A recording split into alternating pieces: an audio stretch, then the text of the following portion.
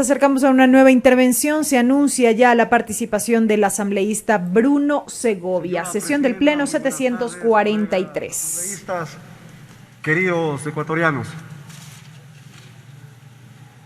el día de hoy estamos debatiendo el segundo debate en proyecto de ley económico urgente. Eso hace que caiga al traste aquellas teorías de la conspiración y de la obstrucción de parte de la Asamblea Nacional. Cuando se hacen las cosas bien, se discuten y se debaten. Es importante que entendamos que vivimos en democracia, y en democracia hay pesos y contrapesos.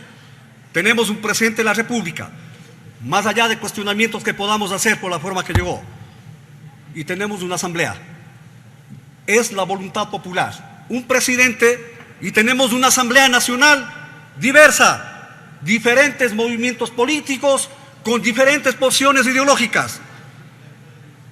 No se puede legislar ni gobernar desde el dogma. Hay que hacerlo desde la realidad política y social y económica.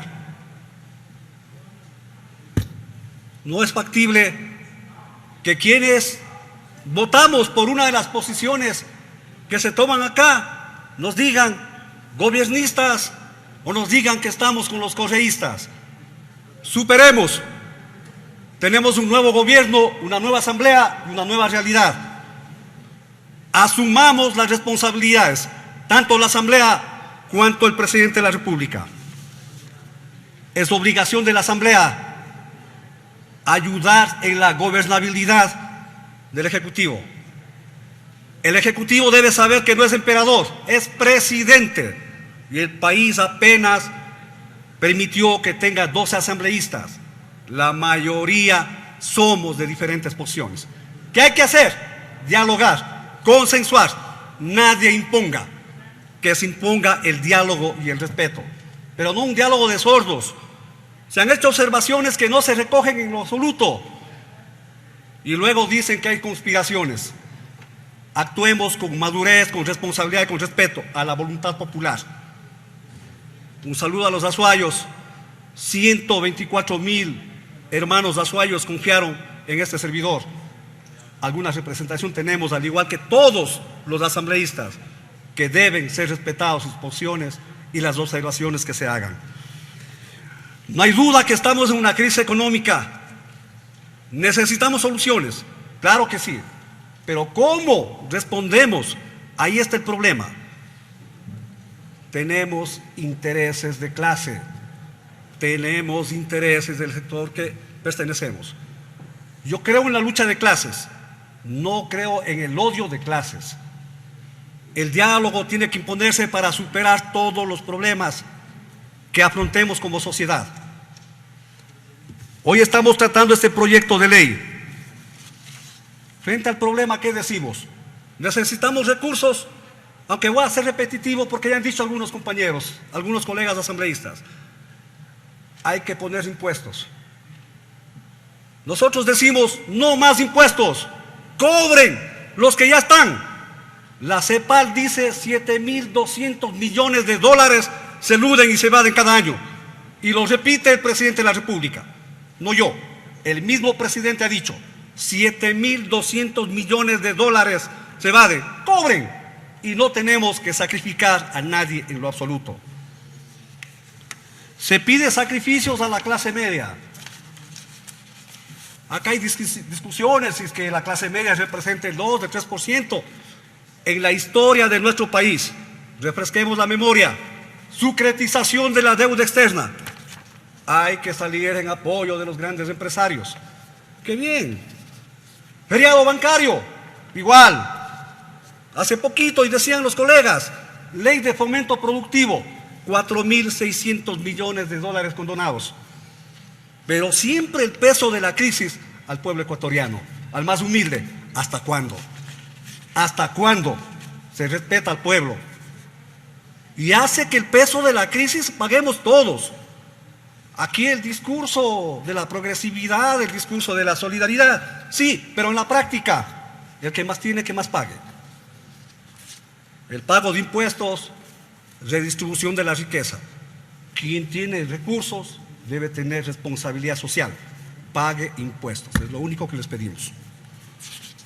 No es posible que cada vez estemos evadiendo y eludiendo impuestos, no pagamos porque sabemos que no nos van a cobrar. Ya condonamos 4.600, como dije hace un momento. Ya nos están debiendo 1.700.000 millones, perdón. Y ahora nos están proponiendo la posibilidad de mediación para el pago de impuestos. Por Dios, para pago de impuestos. ¿Quién va a pagar impuestos si sabe que luego puede negociar y bajarse los rubros que tendría que pagar? Y más aún, colegas asambleístas, con los niveles de corrupción que hay en este país, eso es de terror. Permitirle que el pago de impuestos dejemos al arbitrio y una negociación. Eso no es factible. Se está hablando de la exoneración del pago de impuestos.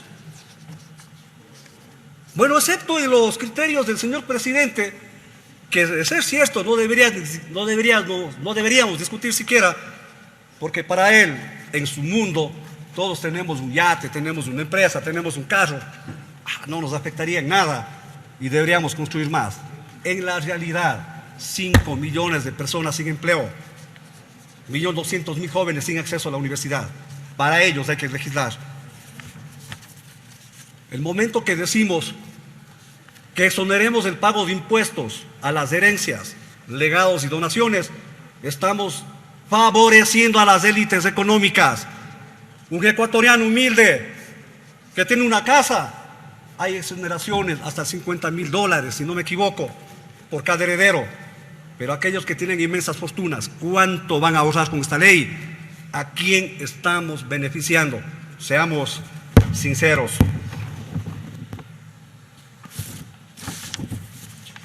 Acá se ha discutido, colegas, sobre la repatriación de capitales. Yo estoy a favor de ello. Decía, hay que legislar desde la realidad. 30.000 millones de dólares están fuera del país y necesitamos inversión. Que vuelvan esos recursos al país. Pero ¿para qué estamos poniendo exoneraciones? Los dineros deben ser lícitos. Recuerdo en campaña con nuestro compañero Yacu Pérez conversábamos con algunos empresarios, porque son honestos la mayoría, somos honestos los ecuatorianos, hay excepciones. Algunos empresarios, con razón o sin razón, decían, oiga, mis dineros son producto del trabajo de varias generaciones, pero por temor del gobierno tuvimos que sacar. Posiblemente, puede que así sea, pero son dineros lícitos. Si sacaron y van a repatriar, qué bueno. ¿Para qué reservas? ¿Para qué exoneraciones? Si es dinero de gente honesta que en un determinado momento por temor sacó. Tiene que hacerse caso a las observaciones que se han planteado. Nosotros planteamos por escrito una observación y no ha sido acogido, colegas, señora presidenta, no han acogido, que una contribución especial se haga a quienes se beneficiaron de las exoneraciones, a las sociedades y grupos económicos que fueron beneficiados con la condonación de los 4.600 millones de dólares, que paguen un tributo único de un 10% de lo que se beneficiaron. Es justo, se beneficiaron. El 10% de lo que no se les cobró, paguen para no afectar a las inmensas mayorías.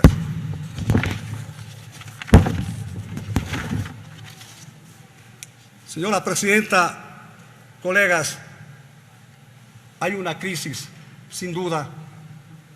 No podemos responsabilizarle al presidente de la crisis, pero sí podemos y debemos exigirle soluciones. Soluciones pensando no en su grupo cercano económico, sino en los 18 millones de ecuatorianos. Esa es su obligación. Él representa a los 18 millones de ecuatorianos, no a un grupo económico. Acojan las observaciones que se han planteado y estoy seguro que se puede aprobar por unanimidad.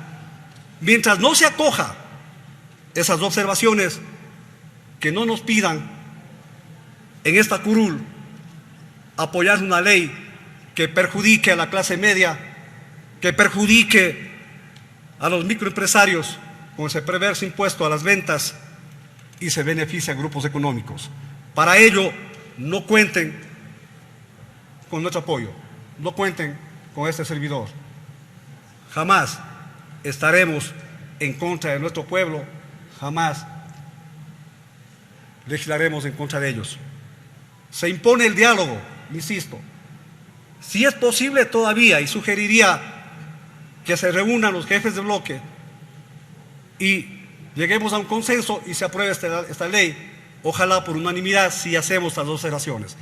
Gracias, señora presidenta, hasta aquí mi intervención. La participación